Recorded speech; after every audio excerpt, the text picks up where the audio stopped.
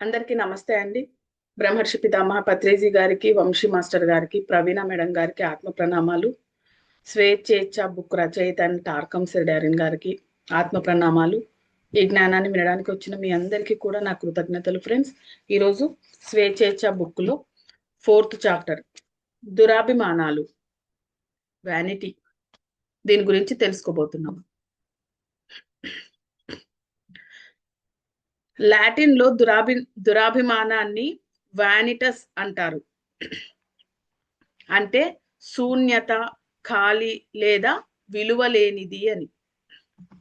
మళ్ళీ చదువు, నాకు సిగ్నల్ పోయింది. లాటిన్ లో దురాభిమానాన్ని వానిటస్ అంటారట. అంటే శూన్యత, ఖాళీ లేదా విలువ లేనిది అని దాని అర్థం అని చెప్తున్నారు. దురాభిమానం అంటే విలువ లేనిది అని అర్థం. శూన్యత, ఖాళీ లేదా విలువ లేనిది, ఇన్ని వస్తాయంట. అమెరికన్ భాషలో ఖాళీ మనస్సు ఉన్నవాడు అని అర్థం. వాస్తవంలో దురాభిమానంలో చిక్కుకున్న వాడి మనస్సులో శూన్యం ఉంటుంది. అసలు దురాభిమానం అంటే ఏమిటక్క? అదే నాకు క్లారిటీ లేదు. అభిమానం, దురాభిమానం. అతను తన మనోశరీరంలో ఉండక తాను నిర్మించుకున్న ఊహా చిత్రంలో ఉంటాడట.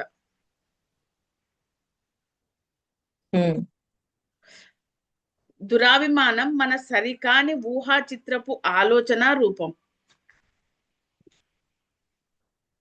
అంటే సరికాని ఆలోచనలతో ఉండేదేమో మరి. దురాభిమానం మన సరికాని ఊహా చిత్రపు ఆలోచన రూపం. మనం దానిలోనే జీవిస్తూ మన ఉనికిని చాటుతూ ఉంటాము. దాంట్లోనే జీవిస్తూ మన ఉనికి అంటే సరికాని చిత్రంలో ఊహించుకుంటూ దాన్ని తెలియజేస్తూ ఉంటామేమో మరి. మనం వేరే ఎక్కడో ఉండటం వల్ల కానీ, లేక వేరే దేనిగానో ఉండటం వల్ల కానీ మనం మనోశరీరం మనం లేకుండా ఖాళీగా ఉంటుంది. మనం వేరే ఎక్కడో ఉండడం వల్ల కానీ, లేక వేరే దేనిగానో ఉండడం వల్ల కానీ మన మనోశరీరం మనం లేకుండా ఖాళీగా ఉంటుంది. దురాభిమానం అనే సరికాని ఊహా చిత్రాన్ని మన గురించి మాత్రమే నిర్మించుకొని తర్వాత మనం అదే అని భావిస్తాము. అంటే సరికాని ఊహా చిత్రాన్ని ఊహించి మళ్ళీ అదే అని భావించి మనం అలా ఉండిపోవడమే దురాభిమానం. ఆ సరికాని ఊహా చిత్రము ఊహించి అదే మనమై ఉన్నాము అని భావించడమే దురాభిమానం. మనం ఆ సరికాని నేనుతో పని చేస్తాము. మన ఆలోచన, మాటలు, చర్యలు ఆ సరికాని నేనుతో నియంత్రించబడతాము. ఏవైనా సరే ఇంకా సరికాని ఊహించున్నాం కదా, ఆ సరికాని దానితోనే అన్ని ఎదుర్కొంటూ ఉంటాం, అన్ని పనులు చేస్తూ ఉంటాం. మనం ఆ సరికాని నేనుతో గుర్తించుకోవడం వల్ల పరిస్థితుల గురించి తెలుసుకోవడం, ఆ సరికాని నేను నుంచి విడిపడడం చాలా కష్టం అవుతుంది. సరికాని మనము ఆ సరికాని నేనుతో గుర్తించుకోవడం వల్ల పరిస్థితుల గురించి తెలుసుకోవడము, ఆ సరికాని నేను నుంచి విడిపడి పోవడము చాలా కష్టం అవుతుంది. నేను గొప్పదాన్ని అనే ఒకటి వేసేసుకున్నాం మనం. వేసుకున్నాక గొప్పదాన్ని అనే ఒక భావనతో ఉండిపోవటం వల్ల మనలో సరికాని వాటిని చూడలేం కదా. సరికాని ఆలోచనతో ఒక ఊహ సృష్టించేసాం.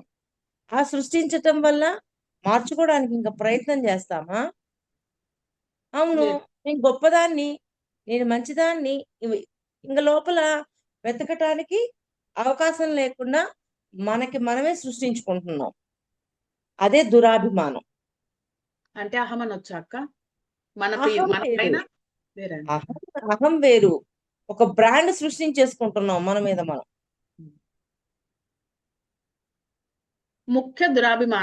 ముఖ్యమైన దురాభిమానాలు ఏ ఏ కోణాల్లో ఉంటాయో చెప్తారేమో. ఉమ్. మొదటిది అంటే ఒకటి, మీరు మీకు విషయాలన్నీ తెలుసు అనుకుంటారు కానీ నిజంగా మీకు ఏమీ తెలియదు. ఉమ్, అలా సృష్టించేసాం కదా మన మీద మనం, నాకు ఉమ్. అన్నీ తెలుసు, మనం తెలుసుకోవాల్సింది ఇంకేం లేదు అని. రెండు, మీరు మీరు మీరు మీకు చాలా వస్తువులు ఉన్నాయనుకుంటారు, వాస్తవంలో మీకు ఏమీ లేవు. ఉమ్, మూడు, మీరు చాలా పనులు చెయ్యగలను అనుకుంటారు కానీ వాస్తవంలో మీరు మిమ్మల్ని ఇంకా సరిగ్గా సిద్ధపరచుకోలేదు. అన్ని ఒకసారి చదివి ఒక్కొక్కటి చదివి. ఉమ్. నాలుగే అక్క ఉండేది. నాలుగు, మీరు ఉమ్, కొన్ని ఆధ్యాత్మిక శిఖరాలను చేరుకున్నాం అనుకుంటారు, వాస్తవానికి మీరు ఇంకా చేరలేదు. ఇవి 4 పాయింట్లు ఉన్నాయి మాస్టర్. మొదటిది. మొదటిది, ఉమ్, మొదటిది, మీరు మీకు విషయాలన్నీ తెలుసు అనుకుంటారు కానీ నిజంగా మీకేమీ తెలియదు. ముసుగేసేసుకున్నాం. ఉమ్. ఒక రె- అంటే ఒక దాన్ని సృష్టించేసుకున్నాం. అదే కదా దురాభిప్రాయం. ఉమ్. ఉమ్. రెండవది, మీరు మీకు చాలా వస్తువులు ఉన్నాయి అనుకుంటారు, వాస్తవంలో మీకు ఏం లేవు. ఉమ్, చాలా ఉన్నాయి అని అనుకుంటారు కానీ వాస్తవంలో నిజంగా ఏం లేవు. మూడు, మీరు చాలా పనులు చెయ్యగలను అనుకుంటారు కానీ ఉమ్, వాస్తవంలో మీరు మిమ్మల్ని ఇంకా సరిగ్గా సిద్ధపరచుకోలేదు. మల్టీ టాస్క్ చేయాలి అని అనుకుంటారు కానీ పూర్తిగా సిద్ధపరచుకోలేదు ఇంకా. నాలుగు, మీరు కొన్ని ఆధ్యాత్మిక శిఖరాలను చేరుకున్నాం అనుకుంటారు, వాస్తవానికి మీరు ఇంకా చేరనే లేదు. ఉమ్, ఉమ్. దురాభిమానపు అన్ని ఆలోచన అనుకుంటుంటాం, అయిపోయినాయి అని అనుకుంటుంటాం. అదే. దురాభిమానపు ఆలోచన రూపాలు పై నాలుగింటిలో ఏదో ఒక దాని నుంచి గాని, కొన్నిసార్లు అన్ని కలిసి గాని బలమైన ఊహా చిత్రాన్ని కల్పించి మరి దాని నుండి తప్పించుకోవడానికి కష్టమైన దానిగా ఏర్పరుస్తాయి. మళ్ళీ చదవమంటారా? ఉమ్, దురాభిమానపు ఆలోచన రూపాలు పై నాలుగింటిలో ఏదో ఒక దాని నుంచి గాని, కొన్నిసార్లు అన్ని కలిసి గాని బలమైన ఊహా చిత్రాన్ని కల్పించి మరి దాని నుండి తప్పించుకోవడానికి కష్టమైన దానిగా ఏర్పరుస్తాయి. ఏదో ఒకదానైనా ఫాలో అవ్వచ్చు, నాలుగింటిని ఫాలో అయ్యి ఒక కష్టమైన ఊహా చిత్రాన్ని సృష్టించేసాం. దాని నుంచి బయటికి రావడం కూడా కష్టమైపోతుంది. చాలా కష్టం అవుతుంది. ఉమ్. దురాభిమానంలో మీరు నాకు అన్నీ తెలుసు అనే ఒక అభిప్రాయం మన మీద మనం పెట్టేసుకున్నాము. ఇంకా అసలు ఎవరు చెప్తున్నా వినగలమా? నేర్చుకోవడం అనేది ఎప్పటికీ ఉంటది, ఇన్ఫినిటివ్ అనే భావన ఉన్నప్పుడు వింటాం. నాకు అన్నీ తెలుసు అన్నప్పుడు అయిపోయిందిగా, అక్కడ కట్ అయిపోయిందిగా. దురాభిమానంలో మీరు ఎప్పుడూ నటనలోను స్వీయ వంచనలోనూ ఉంటారు. ఉమ్. అంటే స్వీయ వంచన అంటే ఎవరిని వాళ్ళు వంచన చేసుకుంటున్నారు. క్రమంగా మీరు మీ స్వీయ ఊహా చిత్రానికి అలవాటు పడి మీ వాస్తవ ఆత్మను కోల్పోయి మీలో ఒక శూన్యం ఏర్పడుతుంది. వాస్తవ ఆత్మని కోల్పోయి మీలో ఒక శూన్యం ఏర్పడుతుంది. మన మన ఆత్మను కూడా మనం కోల్పోతామా బాబోయ్. ఉమ్. మళ్ళీ చదువుది. దురాభిమానంలో మీరెప్పుడూ నటనలోనే స్వీయ వంచనలోనూ ఉంటారు. ఉమ్. క్రమంగా మీరు మీ స్వీయ ఊహా చిత్రానికి అలవాటు పడి మీరు వాస్తవ ఆత్మను కోల్పోయి మీలో ఒక శూన్యం ఏర్పడుతుంది. అంతే కదా. ఇప్పుడు ఆత్మ కొన్ని నేర్చుకొని మనం అన్ని చెయ్యాలి, ఎదగాలి అన్నప్పుడు అక్కడ చేయాల్సిన పనులు చేయకపోవటం వల్ల, ఊహించటం వల్ల ఆటోమేటిక్ గా లోపల శూన్యం అనేది ఏర్పడిపోతుంది. అసలు పని చేయట్లేదు కదా. ఈ వ్యక్తులు నిద్రలో నడిచే వారిలాగా ఒక అందమైన కలలో ఉన్నట్లు ప్రవర్తిస్తారు.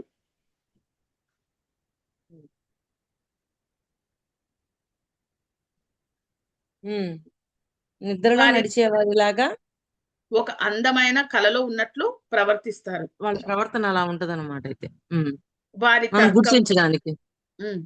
వారి తర్కము, కారణాలు, ఆ ఊహా చిత్రానికే పరిమితమై ఉంటాయి. ఉహుం. స్థిరంగా నిశ్చలంగా ఉండరు వాళ్ళు. ఉమ్. దానితో జీవితాన్ని ఉన్నది ఉన్నట్లుగా స్వీకరించలేకపోతారు. అంటే ఇంక ఉన్నది స్వీకరించలేరు కదా. ఎందుకు స్వీకరించలేరు? వాళ్ళకి నాకు అన్నీ తెలుసు అనేది ఉందిగా. ఉమ్. వాళ్ళు అయిపోయింది కలల్లో అక్కడికి. ఊహల్లో కలల్లో కలలు ఊహల్లో అలా తేలియాడుతూ ఉంటారు. మీ సరికాని ఊహా చిత్రం మీ స్వీయ దురాభిమానంతోనూ ఇతరులకు మీ గురించి ఉన్న ఆలోచన రూపాలతోనూ ఏర్పడుతుంది. ఉహుం. మీ సరికాని ఉమ్. ఊహా చిత్రం మీ స్వీయ దురాభిమానంతోనూ ఇతరులకు మీ గురించి ఉన్న ఆలోచన రూపాలతోనూ ఏర్పడుతుంది. దానివల్ల ఉమ్. మీలో ఏర్పడిన శూన్యాన్ని నింపడానికి అనేక అబద్ధాలు, నటనలతో మిమ్మల్ని మీరు నమ్మించుకుంటూ మీ పరిస్థితి మరింత జటిలం చేసుకుంటూ ఉంటారు. ఉమ్. ఓకే. దురాభిమానపు వ్యక్తులు ఎప్పుడూ సంక్లిష్టతలు సృష్టించి తమలో తాము దాక్కుంటూ ఉంటారు. అంటే వాళ్ళే సృష్టించుకుంటారు, వాళ్ళు దాంట్లోనే దాక్కొని ఉంటారు. వారు ఎవరైనా వాస్తవాలను కనుక్కుంటారేమోనని ఎప్పుడూ భయపడుతూ ఉంటారు. అంతే కదా, వాస్తవం కనుక్కుంటే వాళ్ళ బండారం బయటపడుతుంది కదా. అవును. అందుకని వాళ్ళు భయపడుతుంటారు. అంటే ఇది ఉన్నవాళ్ళు ఎంత కష్టంగా, ఎంత ఇబ్బందిగా ఉంటారు. కానీ గొప్పలు ఉమ్. చెప్పుకుంటారు వాళ్ళ గురించి వాళ్ళు. అంతే. ఆ దురా అయిపోయింది అక్కడి నుంచి మళ్ళీ ఏదో ఒక దురాభిమానం రోజుకు బయటపడుద్ది కదా అది. ఖచ్చితంగా పడుతుంది. కానీ దాన్ని అందువల్ల అది ఎక్కడ కాపాడుకోవడానికి అది అది బయటపడకూడదని కాపాడుకోవడానికి ఆ, వాళ్ళని వాళ్ళు ఎన్నో మళ్ళీ ప్రయత్నాలు చేస్తూ ఉంటారు. దురాభిమానాలు రూపొందే విధానం. ఉమ్. 1. సమ్మోహనాంతర సూచనల ద్వారా దురాభిమానాలు ఏర్పడతాయి. ఉమ్. ఉదాహరణకు, మీరు అనారోగ్యానికి గురి అయి మీకు మత్తుమందు ఇచ్చిన సమయంలో ఎవరైనా అతను ఎంత గొప్పవాడు, గొప్ప రచయిత అనటం విన్నారనుకోండి. అవి ఉమ్. మీ లోపలికి లోతుగా పాతుకుపోయి మీ ఆరోగ్యం కుదుటపడిన తరువాత మీరు గొప్ప వ్యక్తి, గొప్ప రచయితగా మారడానికి చేయవలసినదంతా చేస్తారు. ఓకే. దానిలో మీరు ఓడిపోయిన ప్రతిసారి మీరు మరింత హాస్యాస్పదంగా కృషి చేసి ప్రపంచానికి మీరు గొప్ప అని రుజువు చేసే ప్రయత్నము చేస్తారు. ఉమ్. అంటే బ్రా అంటే మన మీద మనమే ముసిగేసుకున్నాం. అది నిరూపించుకోవాలని కొంత ప్రయత్నం చేస్తూనే ఉంటాం ఇప్పుడు. ఇది వేరే విధంగా కూడా జరగవచ్చు. ఉమ్. మీ పిల్లవాని మనస్సులో మీరు గొప్ప న్యాయవాది, వైద్యుడు అవబోతాడు అన్న బలమైన ముద్ర వేసి ఆహా ఇది ఉమ్. వేరే విధంగా కూడా చూడవచ్చు. మీ పిల్లవాని మనసులో మీరు గొప్ప న్యాయవాది, వైద్యుడు అవబోతాడు అంటే పిల్లోని మనసులో నువ్వు గొప్ప న్యాయవాది, ఆహా. గొప్ప వైద్యుడు. పి- పిల్లవాడి గురించి ఆయన మనసులో కదా. ఆ ఆ ఉమ్. మీ పిల్లవాని మనస్సులో ఆహా మీరు గొప్ప న్యాయవాది, పిల్లవాని మనసులో ఈయన చెప్తున్నాడు నువ్వు గొప్ప న్యాయవాది, ఓకే. వైద్యుడు అవ్వబోతావు అన్న బలమైన ముద్ర పిల్లవాని మనసులో వేసామనుకోండి, చేస్తాడు. వానిలో ఉమ్. దురాభిమానాన్ని మనము కలిగిస్తాము.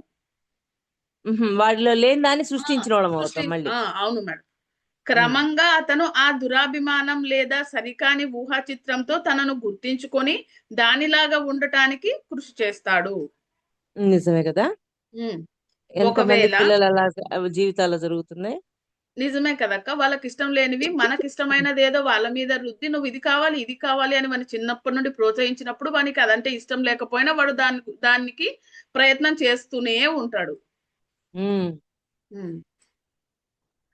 ఒకవేళ అతను మానసికంగా దానికి సిద్ధం లేకపోయినా, అతని కర్మ దానికి అనుమతించకపోయినా అతని ఉమ్. జీవితం గందరగోళం అవుతుంది.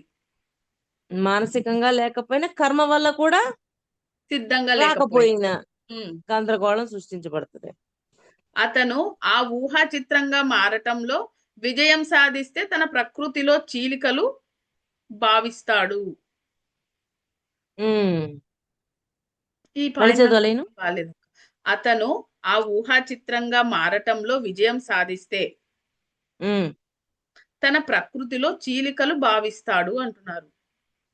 అవును, ప్రకృతిలో మార్పులు వచ్చేస్తాయి కదా. ఎలాగా? అవును, అతని నేచర్ మారిపోయింది కదా. అంత అంటే నేను సాధించాను, నేను కాబట్టి సాధించాను, క్రమ అలా రావచ్చు అని అనిపించింది. ప్రకృతిలో వాడిలో చీలికలు అంటే అది. వాడిలో ఈ రెండు సందర్భాలలోనూ ఆ బిడ్డకు తనకు ఏమి కావాలో తెలియదు. తానైన దానితో సంతృప్తి చెందడు.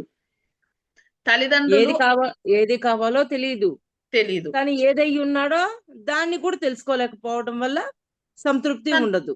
ఉమ్. ఉమ్. తల్లిదండ్రులు అతనిని స్వీయ ఆకాంక్షలు ఎంపిక చేసుకోనీయకుండా అతని చెందని గమ్యాన్ని చేరేటట్లు లక్ష్యం నిర్దేశించేశారు. తల్లిదండ్రుల వల్ల ఎన్ని ఫాల్ట్లు జరుగుతున్నాయి. ఉమ్.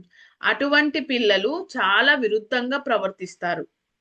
అందుకే తల్లిదండ్రులు ఉపాధ్యాయులపై పిల్లలలో దురాభిమానం ఏర్పడకుండా చూసి వారు ఎక్కడ ఇమడగలరో ఆ గమ్యాలను ఎంచుకోవడంలో తోడ్పడవలసిన గొప్ప బాధ్యత ఉంది. మళ్ళీ చదువులేను. అటువంటి పిల్లలు చాలా విరుద్ధంగా ప్రవర్తిస్తారు. అవును, అందుకే దురాభిమానం ఏర్పడిన పిల్లలు అలా ప్రవర్తిస్తారు, సరిగా ప్రవర్తించడు. అందుకే తల్లిదండ్రులు ఉపాధ్యాయులపై పిల్లలలో దురాభిమానం ఏర్పడకుండా చూసి వారు ఎక్కడ ఇమడగలరో, అంటే ఏదైతే వాళ్ళు నేర్చుకోగలరో అనుకోవచ్చు, ఆ గమ్యాలను ఎంచుకోవడంలో తోడ్పడవలసిన గొప్ప బాధ్యత ఉంది. అంటే వాళ్ళకి ఏది ఇష్టమో దాని ద్వారా ముందుకు తీసుకెళ్లేటువంటి బాధ్యత బాధ్యత ఉంది వాళ్ళకి. మాస్టర్స్ కి, తల్లిదండ్రులకి ఉమ్. ఉంది అంట. 2 ఒక్క నిమిషం ముఖస్థుతు పాజలో పెట్టు.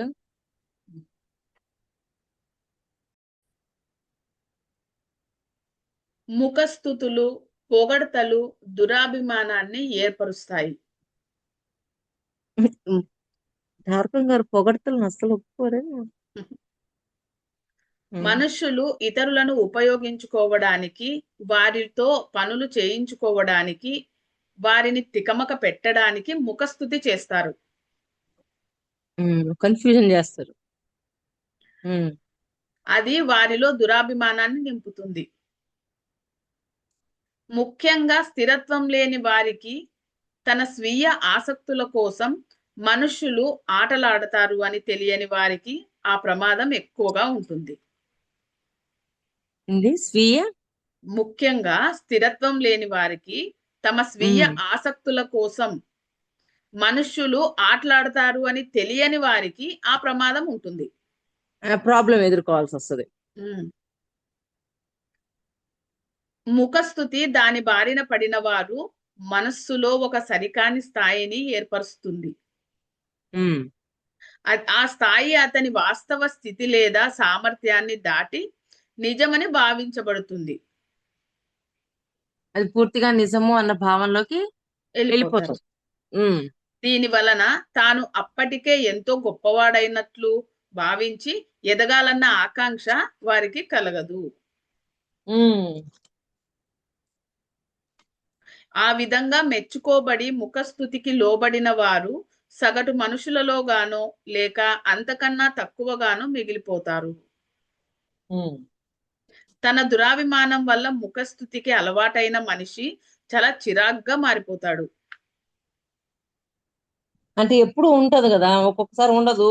ఉండనప్పుడు చిరాకే వస్తది కదా. ఎవరైనా తన దురాభిమానం గురించి మాట్లాడితే తనకేదో గొప్ప అన్యాయం జరిగినట్లు బాధపడిపోతాడు.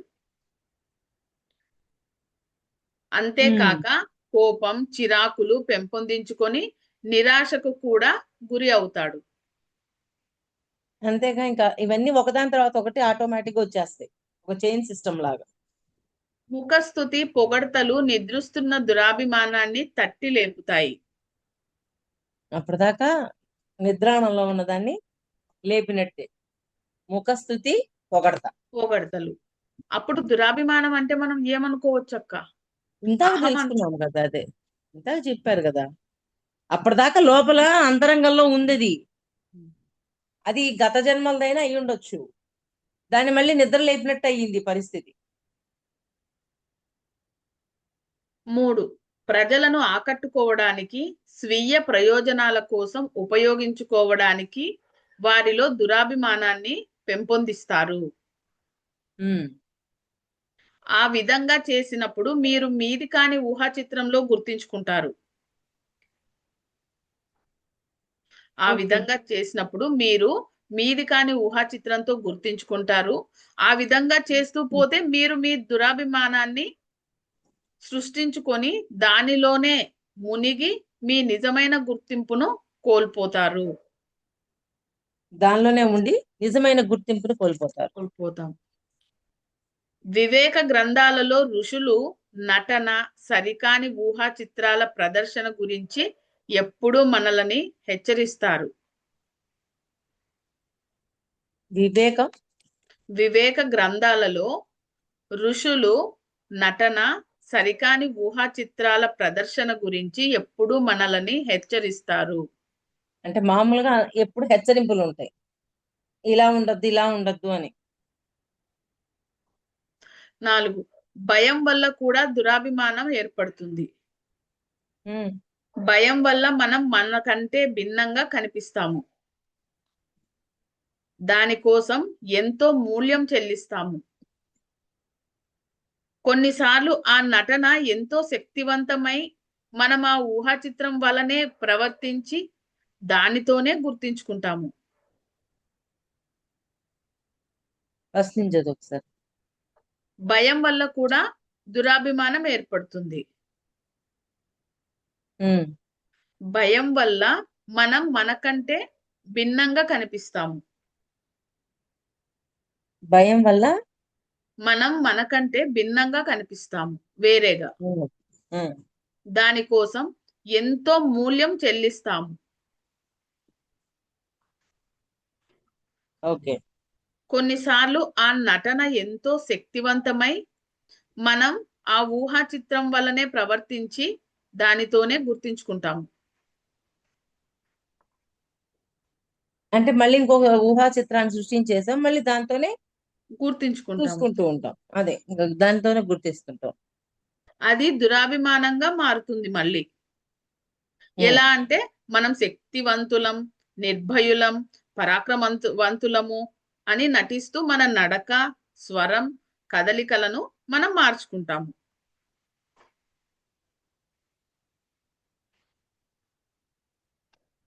మళ్ళీ ఏమంటారు? అలా అనుకొని మార్చుకుంటామనే. ఉమ్, ఉమ్. అంటే ఇవన్నీ అనుకొని మన ఆ దురాభిమానం నిర్మించుకొని ఆ దాంట్లోనే ఉండిపోతాము అని. అంతే, ఆ అంతే ఊహలోనే కదక్క. ఉండిపోతాం. ఆ ఊహ లేకపోతే బతకలేరు వాళ్ళు. ఉమ్, ఉమ్. ఇతరులు అందరూ దానిని గుర్తిస్తారు. అయితే మన నిర్భయతకు పరీక్ష వచ్చే వరకు మనం దానిని గుర్తించం. ఉమ్, అంటే మనము మామూలుగానే పిరికి వాళ్ళగా ఉండినా అవతలోళ్ళు మనల్ని పొగిడినప్పుడు ఆ నిజంగా అంటే నేను శక్తివంతుణ్ణి, నాకు భయమే లేదు, అది ఇది అనుకొని మనం డాంబికాన్ని ప్రదర్శించినా కూడా నేను బలహీనుణ్ణి అని మనకు తెలిసే ఉంటుంది లోపల. అది చెప్తుంటది ఒక పక్కన కదక్క. బలహీన. ఆ, ఈడుంది కదక్క. అంతే. అయితే మన నిర్భయతకు పరీక్ష వచ్చే వరకు అంటే మన బలానికి అట్లా డాంబికాలు చెప్పుకున్నప్పుడు దానికి అంటే పరీక్ష వచ్చినప్పుడు కదా తెలుస్తుంది. అసలు ఏంటి అనేది ఆ శక్తి ఏందో తెలిసేది అప్పుడు. తెలిసేటప్పుడు. 5 ఒక వ్యక్తికి సమర్థత ఏర్పడక ముందే పదోన్నతి పొందితే దురాభిమానం ఉమ్, ఏర్పడుతుంది. అంతే కదా, సమర్థతే లేదు. కానీ ఇవన్నీ ఇవన్నీ విని విని విని ఏర్పడిపోయింది, దురాభిమానం వచ్చేస్తుందిగా. వచ్చేస్తుంది అక్క. అంటే ఏదైనా సరే పరిస్థితి వచ్చినప్పుడు దాన్ని బయటికి ప్రదర్శించడమే అని అంటారు కదా. ఇప్పుడు అంతా తెలుసుకున్నాము, జ్ఞానం తెలుసు అనేది ఒక ఎత్తు, కానీ పరిస్థితి వచ్చినప్పుడు దాన్ని ఆచరించడం ఇంకొక ఎత్తు కదా. ఉమ్. ఆ, అలాగా. సమూహాలు, ప్రార్థనాలయాలు, రాజకీయాలు, వ్యాపారాలలో ఉన్- పదోన్నతి అత్యంత ప్రమాదకరమైన చర్యలలో ఒకటి. మనుష్యులు పరిణితి చెందక ముందే పదోన్నతి పొందితే వారి ప్రకృతిలో నిద్రాణంగా ఉన్న దురాభిమాన బీజాలు వాటి వికారమైన పరిణామాలతో సహా హఠాత్తుగా ప్రత్యక్షమవుతాయి. మళ్ళీ చదువు ఒకసారి. ఉమ్. ఒక వ్యక్తి వాడికి సమర్థత ఏర్పడక ముందే పదోన్నతి పొందితే, ఉన్నతమైన ఉమ్, స్థానం పొందితే ఉమ్, దురాభిమానం ఖచ్చితంగా ఏర్పడుతుంది. ఉమ్. అవి ఎక్కడెక్కడ ఉంటాయంటే ప్రార్థనాలయాల్లోన, రాజకీయాల్లోన, వ్యాపారాల్లోన గిన ఉన్నతి పదవి వచ్చిందనుకోండి, అది ప్రమాదకరమైన చర్యలలో ఒకటవుతుంది. అంటే అట్లాంటి పనులు చేసే వాళ్ళలో ఈ ప్రాబ్లం ఎక్కువగా ఉంటదని. ఉమ్. ఉమ్, మనుషులు పరిణితి చెందక ముందే ఉన్నత పదవి వారి ప్రకృతిలో ఉన్న నిద్రాణంగా ఉన్న దురాభిమాన బీజాలను తట్టి లేపి హఠాత్తుగా ప్రత్యక్షమవుతాయి అంటున్నారు. లేని దాన్ని ఊహించటం, ఊహించిన పరిణితి దానిలోనే బ్రతకటం, అదే దురాభిమానం. ఆ ఉమ్. దురాభిమానము అంటే ముందే అన్ని పొగడతలు ఇవన్నీ పొందటం ద్వారా అప్పటిదాకా లేనిది కూడా దురాభిమానం తయారైపోతుంది మన లోపల. అయిపోతుంది. ఇప్పుడు చదివిన లైన్ మళ్ళీ ఒకసారి చదువు. మనుషులు పరిణితి చెందక ముందే, ఉమ్. పరిణితి అంటే ఏమక్క? ఎదగక ముందే. ఎదగక మనుషులు ఎదగక ముందే వాళ్ళకు ఒక పదవి వచ్చిందనుకోండి, వారి ప్రకృతిలో నిద్రాణంగా ఉన్న దురాభిమాన బీజాలు వాటి లేచి కూర్చుంటారు. వికారమైన వికారమైన పరిణామాలతో సహా హఠాత్తుగా ప్రత్యక్షమవుతాయి. అదే ఇంకా ఆ పదవికి అర్హత లేదు, ఆ లేకపోయినా ఆ పదవి ఇచ్చి కూర్చున్నారు. ఇచ్చి కూర్చున్నారు. ఇంకా ఆటోమేటిక్ గా చూడు నేను ఎంత గొప్పవాడిని, అలాంటి వాడిని కాబట్టి నేను తోపుని, అందుకే నాకు ఇది వచ్చింది, ఇంకా అయిపోయింది మొత్తం లోపల లోపల. ఉన్నట్టు అన్ని పైకి లేసి కూర్చుంటాయి అంటున్నారు కదా. అది పదోన్నతుల విషయంలో నాయకులు చాలా జాగ్రత్తగా ఉండాలి. బాధ్యతాయుత స్థానాలలో ఉన్న వ్యక్తులు తమ దురాభిమానంతో తమ రంగంలో చాలా నష్టానికి కారణం కావచ్చు. బాధ్యత పదోన్నతి విషయంలో నాయకులు చాలా జాగ్రత్తగా ఉండాలి. బాధ్యతాయుత స్థానంలో ఉన్న వ్యక్తులు తమ దురాభిమానంతో తమ రంగంలో చాలా నష్టానికి కారణం కావచ్చు. అంటే అవును, వాళ్ళు ఒక్కొక్క పోస్ట్ లో ఉన్నారు, మరి చాలా నష్టం అవుతుంది కదా. ఉన్నత స్థానాలలోని వారికి అనేక ప్రలోభాలు ఉంటాయి. దానిని చేరక ముందే వారు స్థిరత్వాన్ని, వినయాన్ని పెంపొందించుకోవాలి. అంటే పెంపొందించుకుంటే పర్వాలేదు, పెంపొందించుకోకపోతే మళ్ళీ ప్రాబ్లం వస్తుంది.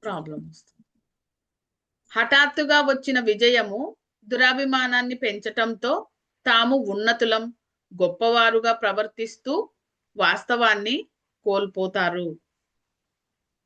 ఇంకా అయిపోయింది. వాస్తవం ఎక్కడుంది? నేర్చుకోవాల్సింది నేర్చుకోరు కదా. ఇంకా నేర్చుకోకుండానే ఆ పోస్ట్ వచ్చేసింది. ఆ పోస్ట్ వచ్చినప్పుడు దాని యొక్క ప్రభావం, ఆ పోస్ట్ యొక్క ప్రభావం వల్ల లోపల నుంచి దురాభిమానాలన్నీ లేసి కూర్చుంటాయి. కానీ ఆ పోస్ట్ వచ్చే లోపే నేర్చుకోవాల్సినంత నేర్చుకున్నప్పుడు ఆ పోస్ట్ కి తగిన న్యాయం చేయగలుగుతారు, లేకపోతే చేయలేరు. అది వారి వ్యామోహాన్ని పోషించడంతో ఇప్పుడు మా సమయం వచ్చింది అనుకొని కొన్నిసార్లు హింసాత్మక చర్యలతో ఇతరులను గాయపరుస్తారు. అంటే నాకు ఇప్పుడు కరెక్ట్ టైం వచ్చింది, దీంతో ఎదుటోని దెబ్బ కొట్టాలి, అలా హింసలేసిద్ది లోపల నుంచి ఆటోమేటిక్ గా. 6 మనుషులు సంపన్న కుటుంబాలలోనూ లేదా అంటుంటారు, ఇప్పుడు ఎవరైనా సంపాదించి డబ్బులు కూడబెట్టి దాన్ని ఖర్చు పెట్టేటప్పుడు ఒక జాగ్రత్త అనేది ఉంటది అంటారు. సంపాదించిన వాడు ఖర్చు పెడుతుంటే వీడికేం తెలుసు, వీడు సంపాదించలేదు కాబట్టి ఎలా పడితే అలా ఖర్చు పెడుతున్నారు అని అంటారు కదా. అవును, ఆ కష్టం తెలుస్తుంది కదా. ఇప్పుడు ఆ పోస్ట్ లోకి వెళ్లే లోపు దానికి తగ్గ చదువు చదివి అన్ని చేయడంలో వాళ్ళు కష్టపడతారు.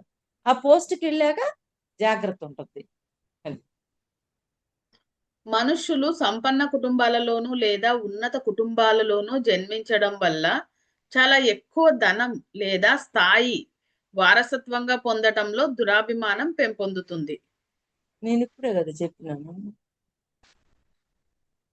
అంతే కదా, దా- కష్టపడి కష్టపడకుండా వచ్చే సొమ్ము మీద సొమ్ము నేను ఖర్చు వరకే చెప్పా, పెట్టడానికి కానీ తర్వాత నువ్వు అది చదువుతావు నాకు తెలియదు. కష్టపడకుండా వచ్చిన సొమ్ము ఖర్చు పెట్టడానికి చాలా ఈజీగా ఉంటుంది. అదే కష్టపడిన వానికి ఎంత పెయిన్ వస్తుంది. అవునక్క. ఆ, జాగ్రత్త ఉంటది మరి. ఒక్కొక్క రూపాయి ఎంత జాగ్రత్తగా ఖర్చు పెడతాడు. ఉమ్. దానిని వదిలించుకోవడం, దేనిని దురాభిమానాన్ని వదిలించుకోవడం చాలా కష్టం అవుతుంది ఉమ్. పెంపొందినప్పుడు. ఆ విధమైన దురాభిమానాలతో ఉన్నవారు తమ చుట్టూ ఉన్న వారిని అర్థం చేసుకోరు, ఉమ్. వారికి సేవ చెయ్యరు. అందుకే పూర్వకాలంలో తెలివైన రాజులు తమ కుమారులను రాజ్యం నుంచి దూరంగా పంపి సామాన్య ప్రజల మధ్య నివసింపజేసేవారట. ఉమ్. వాళ్ళకి అవగాహన అవ్వడం కోసం చేసేవారేమో. అక్బర్ ఓకే. జోధా అక్బర్ లో కొడుకుని ఒక ముసలామె ఇంటికి పోయి ఆ ముసలామెకు సేవ చేయమని కొడుకుని పంపిస్తాడక్క. గ్రేట్ అబ్బా అసలు. చిన్న 6 ఏండ్ల పిల్లోడు. ఉమ్. ఉమ్. ఆ పిల్లోడు వాళ్ళ మనవుణ్ణి కొట్టింటాడు. వాడు బాగా ఉమ్. అయ్యే వరకు నువ్వు పోయి ఆ ఉమ్. ముసలామెకు సేవ చేయని పంపిస్తాడు అక్బర్. Okay okay. ఉమ్. దానిని అందుకే పూర్వకాలంలో తెలివైన రాజులు తమ కుమారులను రాజ్యం నుంచి దూరంగా పంపి సామాన్య ప్రజల మధ్య జీవింపజేసేవారు. దానితో ఆ పిల్లలు సామాన్యుల కష్టాలు, వారి బాధ, ఇబ్బందులకు కారణాలు తెలుసుకోగలిగేవారు. అది భవిష్యత్తులో వారికి తోడ్పడేది.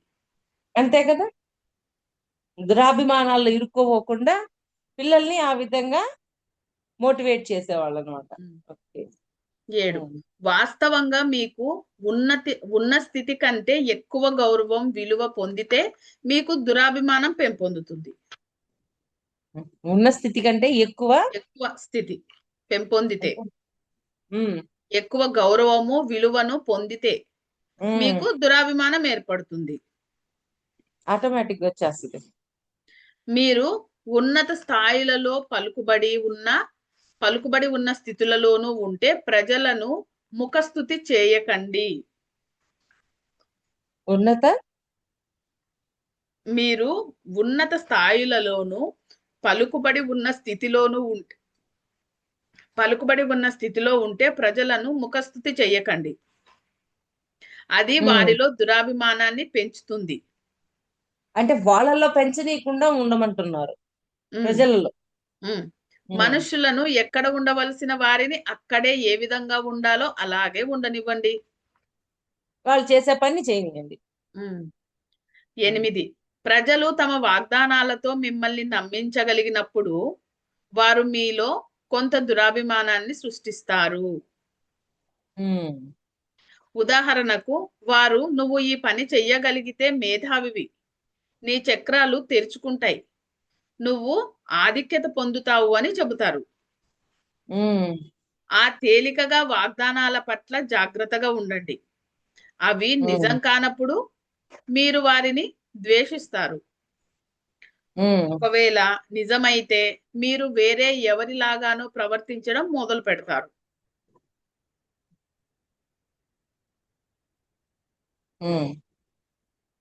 అంతే అక్క. తర్వాత దురాభిమానాలు ఏం చేస్తాయి? ఇంతవరకు మనము ఏం చెప్పుకున్నాము? దురాభిమానాలు రూపొందే విధానం గురించి ఇంతవరకు చెప్పుకున్నాము. ఇప్పుడు దురాభిమానాలు మనకు ఏం చేస్తాయి చదవనక్క. చదువు. 1. దురాభిమానాలు మిమ్మల్ని కృత్రిమంగా చేసేస్తాయి. మీరు మీ సహజత్వాన్ని లేదా అసలు తత్వాన్ని కోల్పోయి వేరే ఎవరిలాగానో ప్రవర్తిస్తారు.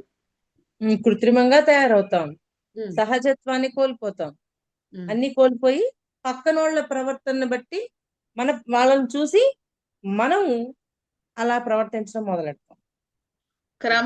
క్రమంగా కృత్రిమంగా మనము మారిపోతాము. ఇంకా ఆటోమేటిక్ అయిపోతాం కదా. ఇప్పుడు సరే, పక్కన వాళ్ళని చూసి మనం ప్రవర్తిస్తున్నాం, ఆ ప్రవర్తించేటప్పుడు సరి అయినవైతే ఓకే, వాటిలాగా మారిపోవడం మన అదృష్టమే. మరి సరికాని ఉంటాయి కదా, అవి కూడా మనం అయిపోతే ఎట్లా? మన సహజత్వంలో అవి లేవు, కానీ మళ్ళీ కొత్తగా సృష్టించిన వాళ్ళం అవుతామా లేదా? మీ అలంకరణలో మాత్రమే కాక మీ ప్రవర్తన, స్వరం, చూపులు, బంధాలలో కూడా కృత్రిమత వస్తుంది.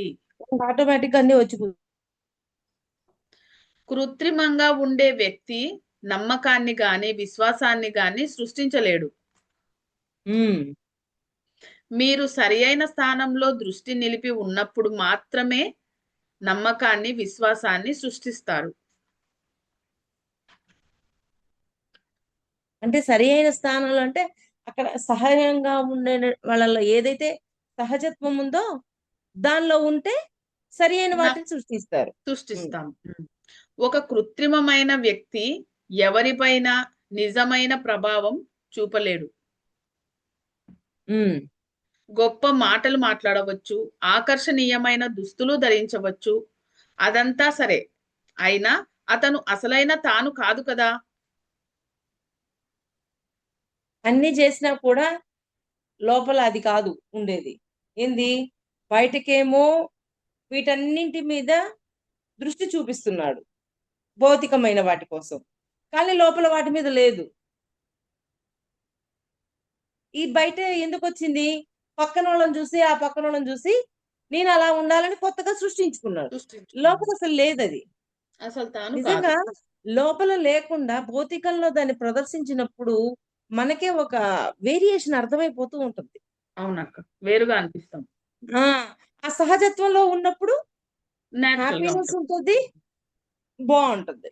హ్యాపీనెస్ ఉంటుంది అక్క. మెయిన్ మనం సహజంగా ఉన్నామంటే ఆ హ్యాపీనెస్ ఉంటుంది. మనం ఎక్కడైనా జాబ్ కి పోయినప్పుడు అక్కడ స్ట్రిక్ట్ గా ఉండాలి, మనం ఇట్లా నిలుపుకొని ఉండాలి అని ఆ సరి కాని అంటే మనం కాని మన ప్రవర్తన మనకే అసహ్యంగా అనిపిస్తుంది. అది అవసరం లేదనిపిస్తుంటది, ఉమ్, నచ్చదు. నచ్చదు అసలు. తన అర్థం దురాభిమానం నచ్చదు, ఎమ్మనే అర్థమైపోతూ ఉంటది. తన దురాభిమానం కనుక ఇతరులపై ఏ ప్రభావం చూపలేడు. తన దురాభిమానం